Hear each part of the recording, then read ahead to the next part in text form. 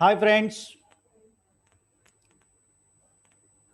आज हम बात करने वाले हैं क्रिस्टल्स के बारे में। क्रिस्टल क्या होते हैं, इनका प्रयोग कैसे करते हैं, इनको प्रोग्राम कैसे करते हैं और अलग अलग क्रिस्टल्स कैसे इस्तेमाल करते हैं, इसके बारे में हम जानकारी लेंगे। साथ ही साथ हम ऑरा की भी बात करेंगे, 7 चक्रों को भी बात करेंगे।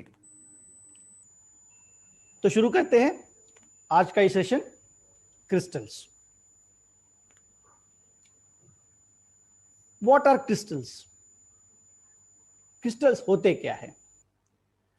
अगर सिंगल लाइन में बात करें तो क्रिस्टल्स जो है इसे हम सेमी प्रेशियस स्टोन्स कह सकते हैं। सेमी प्रेशियस स्टोन्स, देखिए, डायमंड, पुष्पराज, नीलम, ये सारे प्रेशियस स्टोन्स हैं।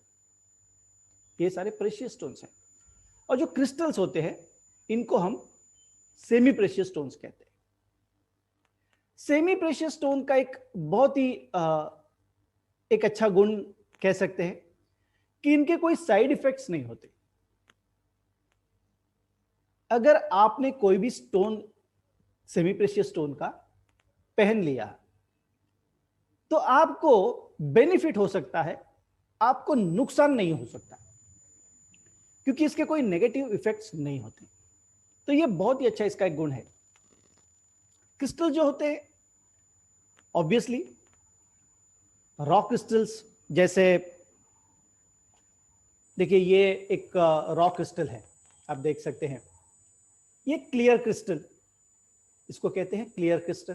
देखिए रॉ है, इसको बाद में पॉलिश कर कर इसका अलग अलग बीड्स बनते हैं, ब्रेसलेट्स बनते हैं, पेंडेंट बनते हैं, अलग अलग चीजें इसकी बनती है, पिरामिड्स बनते हैं और फिर इसका प्रयोग किया जाता है। देखिए ये लैपिस है, ये ब्लू कलर का लैपिस, ये भी रॉ मटेरियल है। तो क्रिस्टल जो है पहले रॉ मटेरियल, रॉ फॉर्म में आते हैं, इसको बाद में पॉलिश करके अलग अलग चीजों में इसका इस्तेमाल होता है। जब ये मिलते हैं रॉ फॉर्म में तो अलग अलग शेप में हो सकते हैं, अलग अलग साइजेस में होते हैं और अलग अलग कलर्स में होते हैं। और ये कलर्स और शेप्स जो है ये इनकी आइडेंटिटी है। इन्हीं को देख करके इनको अलग अलग नाम दिए गए हैं और इनकी अलग अलग प्रॉपर्टीज होती है। कुछ शेप्स में क्यूबिक जैसे होते हैं, कुछ हेक्सागोनल होते हैं, कुछ ऐसे पेंसिल की तरह उभर कर आते हैं, ऐसे भी क्रिस्टल्स होते हैं। तो अलग अलग शेप्स में आपको क्रिस्टल्स मिलते हैं। कुछ क्रिस्टल्स जो होते हैं बहुत ही सॉफ्ट होते हैं, अगर आप ऐसे नाखून से इसको ऐसे नाखून से करेंगे तो भी वो निकल के आ जाएंगे मिट्टी की तरह। लेकिन कुछ बहुत ही हार्ड होते हैं जो आसानी से नहीं टूटते। तो इनकी जो हार्डनेस है इसमें भी डिफरेंस मिलता है। वैसे साइंस कहता है कि crystals are made up of neutrons, protons and electrons. इनसे ये साइंटिफिकली ये इनसे बना हुआ है। तो इस तरह से क्रिस्टल्स हमें रॉ फॉर्म में मिलते हैं और बाद में हम चाहे इसका प्रयोग करते हैं। देखिए जब भी क्रिस्टल हमें प्रयोग में लाने हैं तो सबसे पहले इसे क्लींस करना पड़ता है। कैसे करना है, इसका शुद्धिकरण कैसे करना है? तो सबसे बेस्ट इसका प्रयोग उपाय है, अगर आपके पास खड़ा नमक, जिसे खड़ा नमक कहते हैं, या फिर हिमालयन सॉल्ट भी मिलता है, सौंधा नमक, तो इस तरह का नमक आपको लेना है और पानी में इसको घोलना है।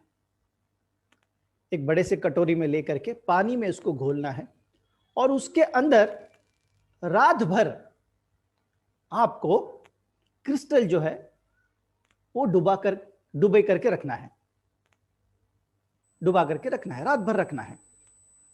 सुबह में शुद्ध पानी से इसको धो करके, अगर पॉसिबल है तो सनलाइट में उसको रखना है ताकि सूर्य का प्रकाश उस पर गिरे।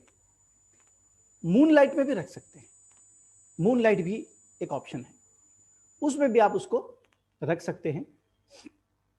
उसके बाद में और एक तरीका है इसके शुद्धिकरण का, वो है हम जो धूप जलाते हैं, आरती के वक्त हम जो धूप जलाते हैं, लोबान होता है, धूप होता है, तो उसका धुआं कर करके उसमें अगर आप क्रिस्टल्स को रखेंगे उस धुएं में, तो भी उसका शुद्धिकरण होता है। तो कभी भी क्रिस्टल्स यूज करने के पहले उसका शुद्धिकरण करना बहुत ही जरूरी होता है, क्योंकि ये आपके पास पहुंचने से पहले कई लोगों के हाथों से गुजर करके आपके पास आता है, तो इसलिए इसका शुद्धिकरण करना जरूरी है। अब बात करते हैं क्रिस्टल को कैसे प्रोग्राम किया जाए, यानी कि जिस किसी काम के लिए हमें क्रिस्टल इस्तेमाल करना है, उसके लिए क्रिस्टल को हमें प्रोग्राम करना पड़ता है, इसको तैयार करना पड़ता है। उसका एक सिंपल सा प्रोसीजर है, वो आपको फॉलो करना है। क्या करना है? सबसे पहले बहुत ही शांत और प्रसन्न चित्त से आपको बैठना है। आप अगर बीमार हैं, थके हुए हैं, तो आप प्रोग्राम करने में ना बैठे। बड़े ही शांत चित्त से आप एक कुर्सी पर बैठे, लंबी लंबी सांसें ले करके खुद को कंफर्टेबल फील करें। हो सके तो कमरे में अकेले बैठे। उसके बाद जो भी क्रिस्टल है, फॉर एग्जांपल समझ लीजिए एक ब्रेसलेट है, ये एक टाइगर आई का ब्रेसलेट है, इसको मुझे प्रोग्राम करना है मेरे सिक्योरिटी के लिए, मेरी निर्णय क्षमता बढ़ाने के लिए। अगर मुझे इसको इस्तेमाल करना है तो मैं उसको अपने हाथ में रखूंगा इस तरह से, और शांति से एक चेयर पर बैठ करके पूरे कंसंट्रेशन के साथ इसको प्रोग्राम करूंगा। मैं ये फील करूंगा कि एक बहुत पॉजिटिव एनर्जी इस क्रिस्टल में जमा हो रही है, इस क्रिस्टल में इकट्ठा हो रही है। विश्व से आने वाली शुभ ऊर्जाएं, वैश्विक ऊर्जाएं इस क्रिस्टल में जमा हो रही है। इसके बाद में मैं ये कहूंगा कि ये जो क्रिस्टल मैं पहन रहा हूं, ये मैं अपने संरक्षण के लिए पहन रहा हूं, मेरी निर्णय क्षमता बढ़ाने के लिए, कॉन्फिडेंस बढ़ाने के लिए मैं इसे पहन रहा हूं, और मुझे पूरी उम्मीद है कि इसे पहनने के बाद मैं बहुत ही कॉन्फिडेंट फील करूंगा। इस तरह से इसको 5 मिनट तक आप प्रोग्राम कीजिए। इसके बाद में आप इसको थैंक कहिए, इसका धन्यवाद कीजिए, और फिर इसे आप पहन सकते हैं। जो को भी विषय के लिए आप पहन रहे हैं, मेडिटेशन के लिए पहन रहे हैं, अगर फिटनेस के लिए पहन रहे हैं, जो भी चीज के लिए आप पहन रहे हैं, उसके लिए आपको बैठ करके शांति से उसको प्रोग्राम करना है।